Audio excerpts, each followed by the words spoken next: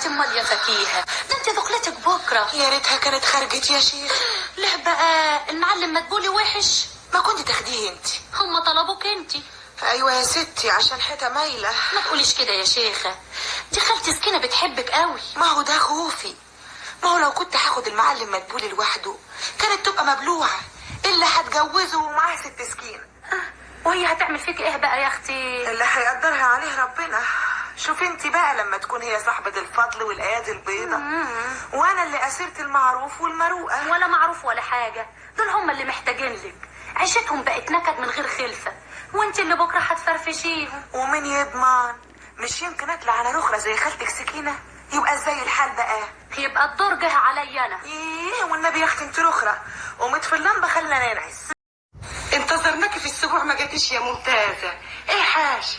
ولا حاجه يا خالتي سكينه، بس كانت راسي بتوجعني. لا يا اختي سلامة راسك، اوعي تظن ان انا كنت ناسياكي يا ممتازة. صحيح يا خالتي، جبتي لي حمص. حمص ايه؟ جبتلك عريس يا اختي. والنبي يا خالتي سكينه بجد وحياة عيونك. وبكره هيروح يقابل ابوكي وشافك وعارفك وله غرض، بس كان هايب. هايب؟ وهايب ليه بقى؟ هيقابل عفاريت؟ الخايف من الكسوف. اصل قرشين اللي حيلته خلصهم، حطهم في الدكان وفتح سروج على الناصية. اللي اسمه فتحي؟ هو اسمه فتحي، لكن انا بقول له يا سي عبد الفتاح.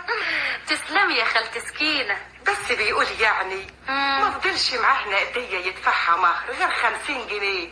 قلت له عدلين، ودول ناس عقلة وأوصلة ما بيبصوش للفلوس وبيشتروا الراجل. هم قالوا لك كده؟ مالكيش دعوة انت، انا اعرف شغلي وياهم. طب وبتحكي لي انا ليه؟ مش برضه خد رأيك.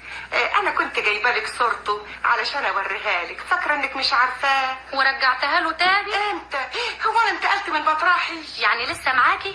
يا اختي معايا اهي. اهي وريني. عاوزه تشوفيها؟ اهي وريني. اهي. يا اختي ماله كده؟ ماله يا اختي؟ ده حلق شعره نمره واحد. يا دوب طالع بالعسكريه. وايه اللي لابسها في ايده دي؟ ساعة يا اختي ساعة. امه اشترتها له وهو رايح الجيش قدامي ب20 جنيه، ابقى اخدها لك منه. اعمل بيها ايه دي واقفه؟ ايش عرفك بقى؟ طب حطيها كده على ودنك، مش هتلاقيها بتقول تك تك تك؟ يوهو بكره يا اختي اما تلبسيها يا ما تقول. ليل ونهار على الحلادي، جوزها طوله شبرين. تكونش زعلتها بكلمة ولا حاجة يا مدبولي؟ انا بزعل حد يا سكينة؟ بس دي يعني عيلة وعقلها برضه لسه صغير. ايوه وديكي شايفاني بدلع. ابقي خليني كده في ساعة بره واسأليها، يمكن تكشفك انتي. حاكم انتوا يا حريم لكوا ويا بعض سر، ما يبقاش قد السر اللي بين الراجل ومراته. اسألها انت. ما انا سألتها بدل المرة 10. اسألها كمان.